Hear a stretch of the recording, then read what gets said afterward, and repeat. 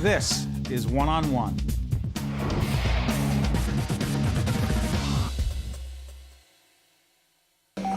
My wife. What, Maddie? You're going with the delegation to Afghanistan, right, GJ? Why would I do that, Maddie? Because a full brigade of North Carolina Guards rotated over there last week. So what? They know I support them. I'll make a video. Gil John, everything has changed. Changed how changed? Taylor had another stroke last night. He withdrew from the race. What? That's good.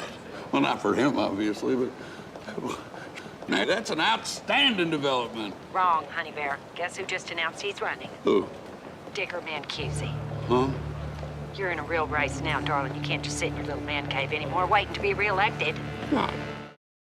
That's a scene from Alpha House. Co-executive producer, my good friend Jonathan Alter, is also an NBC analyst. Good to see you, buddy. Good to see you, Steve.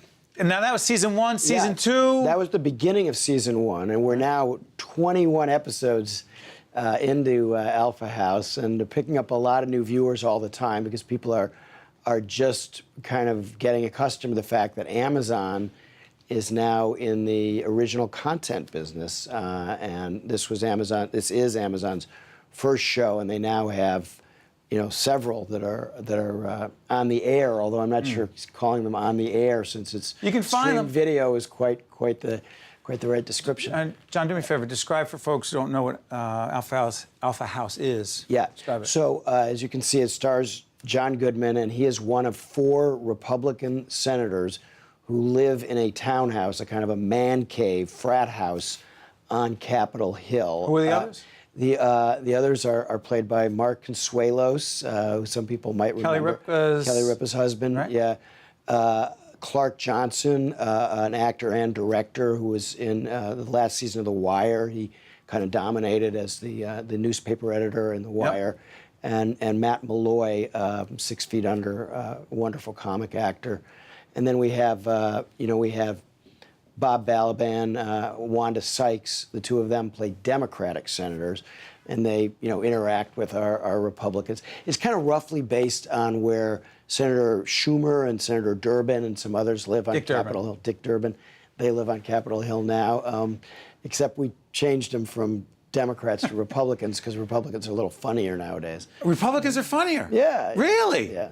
Yeah. So when Gary Trudeau, who's the creator of this, when he did Tanner 88, yes, I remember Robert Tanner Altman, 88, yeah. in the 80s, that time he was satirizing Democrats. Their party was kind of in crisis, and they were more interesting. And now it's the Republicans who don't know how to deal with this Tea Party challenge. So in the clip you just saw, the guy who's running against him is a Tea Party candidate. Oh. So John Goodman Worst nightmare. He plays a retired UNC basketball coach. He's a senator from North Carolina, and his challenger is the current Duke basketball coach. Talk about a rivalry. So they're, yeah. Anyway, that's good stuff. That's just at the very beginning of our first season, and they've gone through a whole set of other adventures, and we have. You love doing this. It's just a really nice change of pace for me, Steve, and one of the things that's been fun is we've gotten some real senators in it. So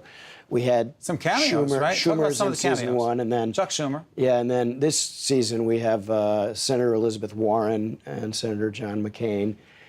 We also have former Governor Ed Rendell from Pennsylvania. But he plays himself running for the Senate against one of our characters from Pennsylvania. And, he has what ends up being a close race with Senator Betancourt, who's played by Clark Johnson. And some of your journalistic colleagues are in it as well.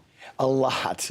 We have cameos. A lot of cameos. Well, everybody from, Tom Brokaw, George Stephanopoulos, Gary's wife, Jane Pauley. She interviews Bill Murray, who plays a senator who had to move out of the House because he was taken to jail.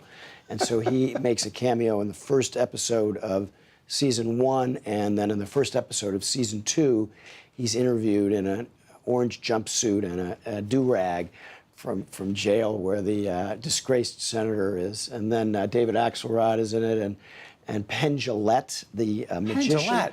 So he's the Democratic candidate for the Senate from Nevada against our Senator who's from Nevada, Senator Laffer.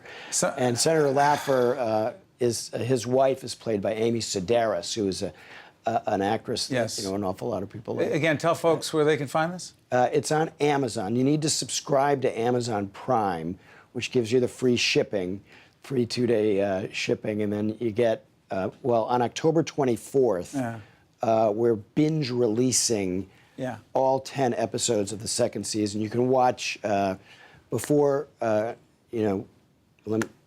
we did binge release it all on October 24th, and you can actually see the first season pretty much anytime you want if you subscribe to Amazon. Last time we sat down with Jonathan from One-on-One, we were talking about his most recent book called?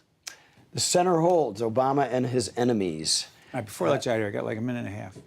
Give me a minute and a half on Obama, where we are.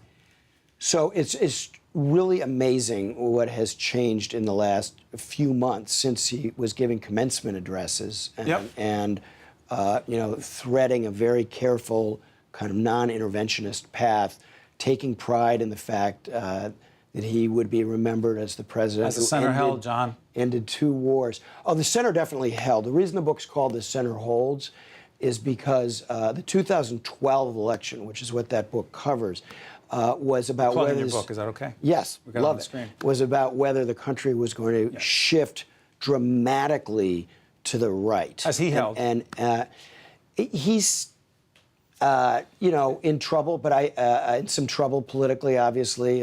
Things have not been going well for his party.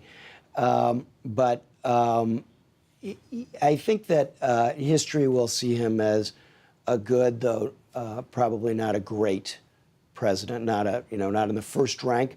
But I think if you actually look in a very clear-eyed way at what he accomplished, particularly in the first 2 years when he accomplished in that period more than, say, Bill Clinton did in 8 years, if you just look at the scorecard of things that took place, he'll stack up well. And I actually think on foreign policy, he's not, playing John Wayne, but he is, and he's not, nobody likes this war. Does he seem like he loves his job still?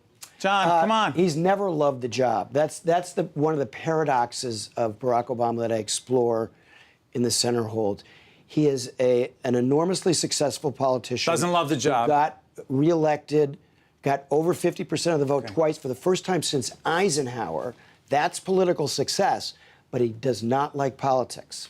But we like Jonathan Alter, co-executive producer, Alpha House, and analyst at NBC. Thank you. Thanks a lot. Great to see you, stuff. Steve. Talk about a shift from that to Alpha House. It's just a nice change. One-on-One with Steve Adubato has been a production of the Caucus Educational Corporation, celebrating over 25 years of broadcast excellence.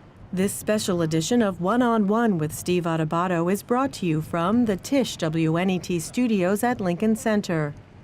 Funding has been provided by Meridian Health, Felician College, Horizon Blue Cross Blue Shield of New Jersey, Cone Resnick, Investors Bank, the New Jersey Education Association, and by the Ohlendorf Center. Promotional support provided by NJ Biz, All Business, All New Jersey, and by the New Jersey Business and Industry Association and its monthly magazine, New Jersey Business. Transportation provided by Airbrook Limousine, serving the metropolitan New York, New Jersey area.